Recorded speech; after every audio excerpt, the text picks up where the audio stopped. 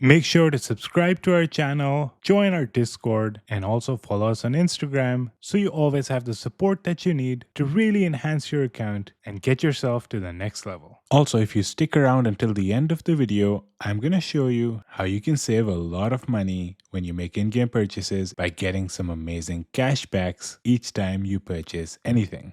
Hello everyone and welcome to another video of the Sky channel. So this video is going to be about the PvE tier list for carriers. And you probably have already watched the one that I made about shooters not too long ago, so you might understand the drill, but I'll still explain the process to you. Number one, we're going to be covering carrier ants as well as universal ants, because you can use carriers with universal ants too. So it just makes sense to have it organized in that manner. Number two, there's going to be 4 categories that we're going to discuss in this video. S+, which are pretty much the best ants that you can use. S, which are also amazing and definitely worth using if you do not have some of the S+.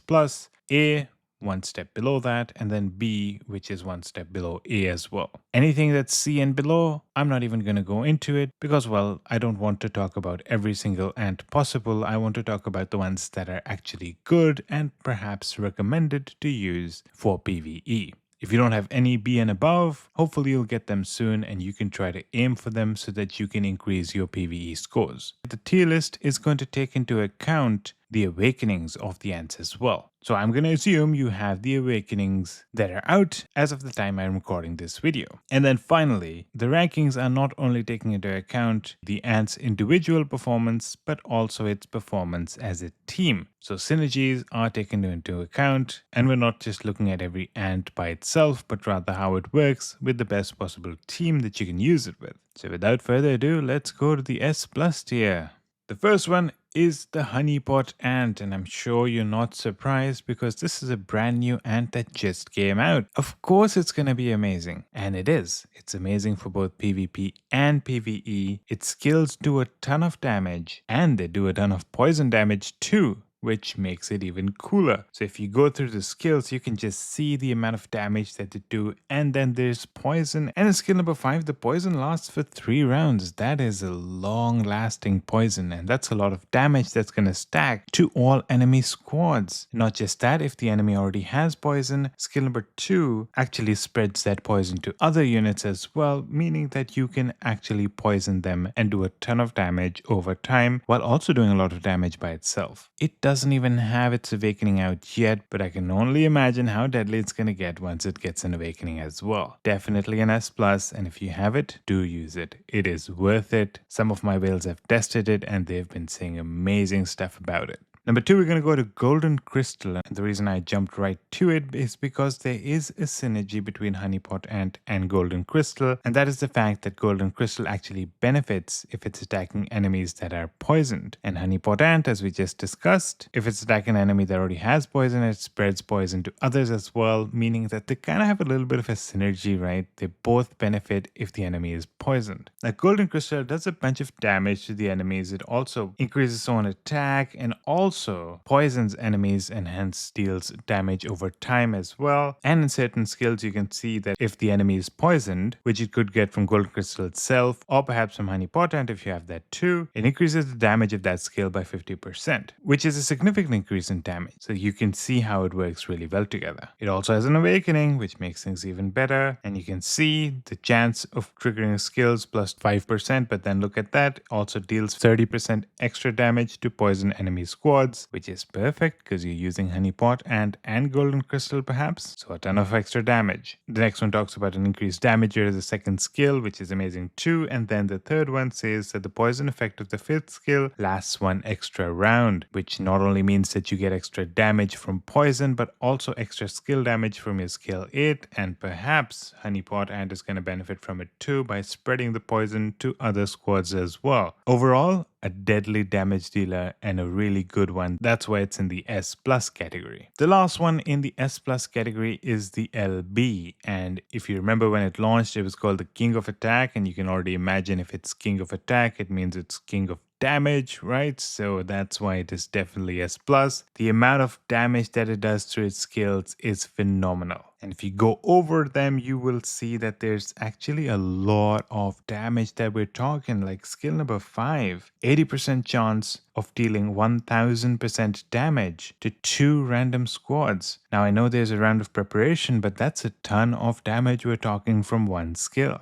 And each of its 3 skills are damage dealing skills. So basically, add them up and it can do a ton of damage to the enemy. And that's exactly what you need when you're doing PvE. You care a lot about damage. Now LB also has an awakening which makes things even better, and if you look at it, the first one says that when it releases 5th skill for the first time, and by the way the 5th skill is the one that does 1000% damage to 2 squads, right? The first time you release it, there's an 80% chance to release it again at 70% of the original effect. Think about that, 1000% to 2 squads. Now, if you do trigger it again, which is a pretty high chance you will, it's not 1000%, right? It is 1700% to 2 squads, assuming you target the same 2 rows. So the damage is really high anyway, and now you're making it even higher.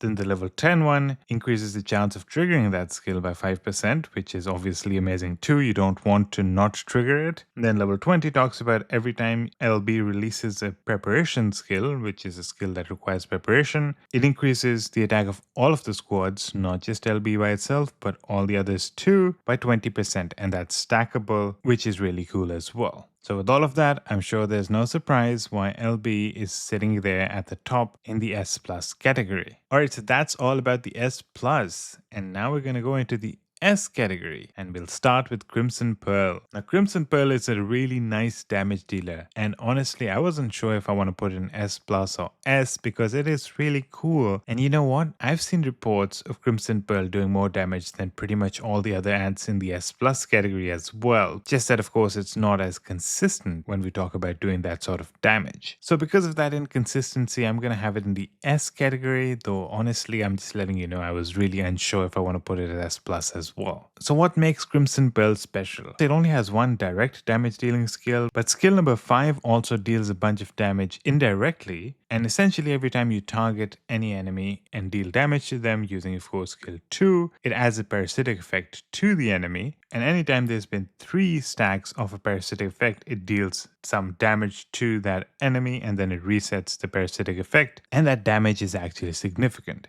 And then skill number 8 is really cool, especially for carriers. You can see that based on which type of ants it's leading, it has different effects, right? So for shooters, its skill crit rate increases 60%. For guardians, it's a heal, which is not that important for us. And for carriers, before every round, skill damage increases by 35% and it's stackable. So every round, a 35% increase in skill damage, and that is pretty cool, right? Because skill damage is really important and you're increasing it by a very large amount every single turn. And PvE doesn't end in 2 turns, it goes all the way through 8 turns. So by the 8th turn, your skill damage is off the roof and you're going to be doing a ton of extra damage through your skills. And because of this, your damage can really go out of the roof. But honestly, if you look at the Crimson Pearl's Awakening, that might really explain why I've seen reports where Crimson Pearl's damage is way higher than even Golden Crystal, LB. And that's because in the first one, it says that there's a 50% chance to trigger the additional soldier type effect of Crimson Pearl's 8th skill, the effect of which is 60% of the initial effect, right? So you already have the 35% extra skill damage every turn, but there's a 50% chance that you might get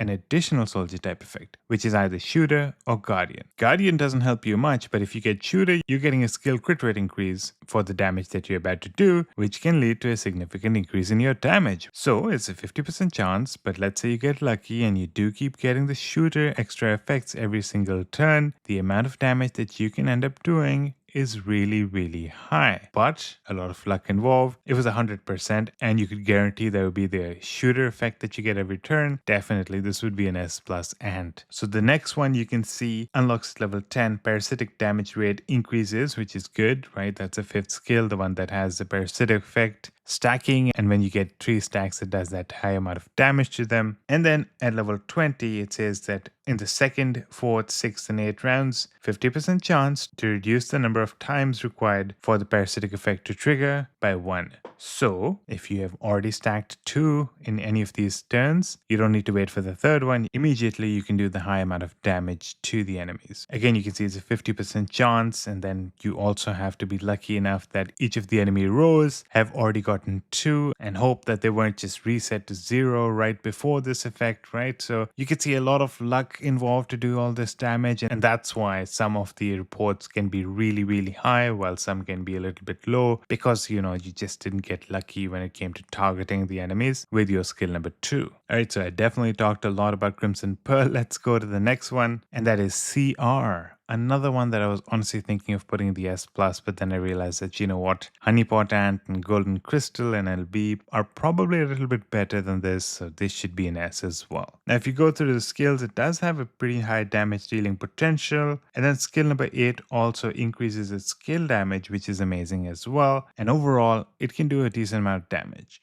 Now, in my opinion, it's still a step below Golden Crystal or Honeypot Ant and even LB, and that's what makes it an S, but otherwise, it is a really good ant, and I use it myself because I get a ton of damage through the CR. Alright, that completes the S tier, and now we're going to move over to the A tier. And we'll probably be talking a little bit less about each of these ants because in lower tiers I don't want to spend too much time talking about them, just briefly go over them so that this video doesn't get too long and too boring for you. Let's start with the Shikari Master. I'm sure everyone knows that this is a pretty nice damage dealer. Its skills do a lot of damage, though the probabilities of doing that damage are fairly low. But its awakening does sort of help a little bit by increasing the chances of releasing those skills and also increasing skill damage. The next one in the A tier is Gold Armor, again an ant that I'm sure everyone knows. It has a nice damage dealing potential, allowing it to do a bunch of damage by itself as well, but the main thing that makes it really cool for PvE is actually its awakening. And you can see skill damage increase for itself as well as the damage of all of our squads in Groundhog and Pangolin. So if you're using it with some really high damage dealers, Gold Armor can actually enhance the damage on Groundhog and Pangolin, making it a really good ant to have in your unit.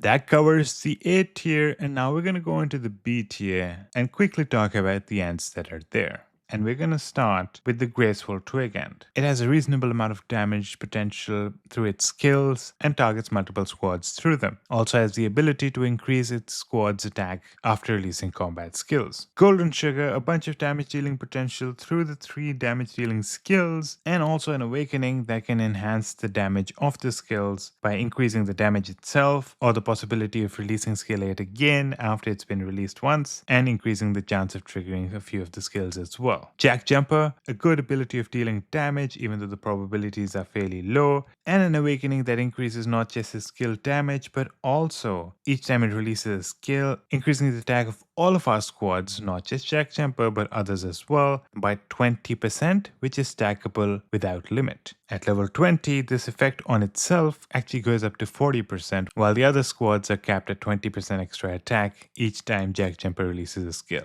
This makes it good not only because of its own damage, but also enhancing the damage of the other squads. Crimson Fragger, which has the ability of dealing a bunch of damage and also has the ability of increasing its own damage through skill number 8, and that increase in damage lasts 2 rounds, by which time you can release the skill again and get that increase in damage as well. And then Dusky Lurker, who has the ability of dealing some damage by itself and also enhancing the skill damage of its back line and increasing the attack of all of our squads, making it a good team player, increasing the damage of the other squads as well. And finally, the last one that I've added to the B category, and that is Gravedigger. Now it does have damage dealing skills by itself, and a lot of its damage actually comes from poisoning enemies as well. And the really cool thing is that if you look at skill number 8, at maximum level it says that in the first 4 rounds, all of your carrier and squads get an extra skill damage of 45%, which is pretty cool and can make a lot of difference in PvE. 4 rounds of 45% extra skill damage. What's even better is that it has an awakening, and if you look at that, the 8 skills impact goes throughout the whole battle. So 45% increase in skill damage across the entire battle for all of your carry and squads. That makes this really powerful and a really good ant to use. along with some other carrier heavy hitters. And before you go, I want you to know that you can save a lot of money when you make in-game purchases in the Ants Underground Kingdom. All you need to do is follow the video that I'm linking to the description of this video, or you can click the button that's going to be at the top of the screen that'll take you to that video. Download Aptoide, use my promo code, and start saving a lot of money. I'll be extremely thankful to you as well because you'll also be supporting our channel if you do that. If you have any questions, join our Discord and I can guide you through the process personally as well. And that's all I wanted to cover in this video. If you liked it, please like it. Please comment below with your thoughts or any changes that you think I should be making to the tier list. And hopefully soon I'll have the tier list on our Instagram page as well. Share it with your friends. Thank you so much and I hope to see you in the next one.